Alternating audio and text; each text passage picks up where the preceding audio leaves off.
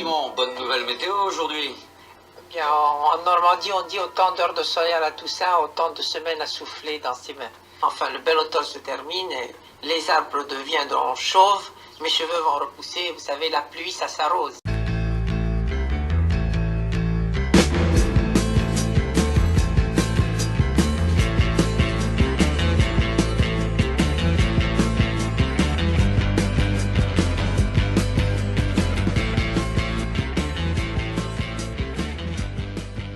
De Tchad, ça on verra. Il faudrait peut-être que quelqu'un rencontre un dirigeant de l'EDF pour savoir s'ils ont un plan de coupure précis et qui pourra voir ou ne pas voir ou écouter ou ne pas écouter les péripéties lunaires demain matin.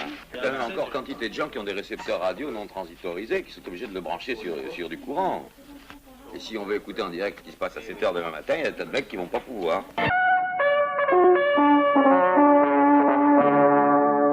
Merci Patrick Picard.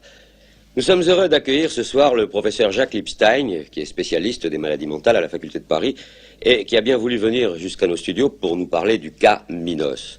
Professeur, bien sûr, la question que tout le monde se pose, peut-on négocier avec un malade mental tel que Minos, et dans la mesure où on peut négocier avec lui, peut-on s'attendre à ce qu'il tienne ses engagements? Oui. Vous savez, on peut toujours négocier maintenant. Il est bien difficile de prévoir le comportement d'un homme au cerveau usé par le délire.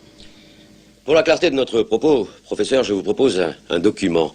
Nous avons pu enregistrer cet après-midi Madame Waldeck, c'est-à-dire la mère de Minos. Elle habite près de Charleville, dans les Ardennes. Elle tient un petit restaurant sur la route de Sedan qui s'appelle le Relais du Nord. Écoutez-la. Je ne comprends pas. Je suis bouleversé. RMC, c'est plus près. RMC, c'est plus chaud.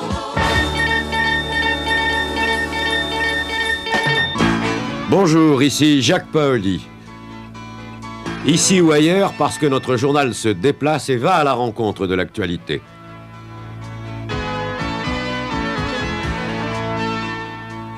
Nos forums, notre association avec la presse quotidienne régionale, nos forums nous permettent d'aller à la rencontre de ceux qui font l'événement.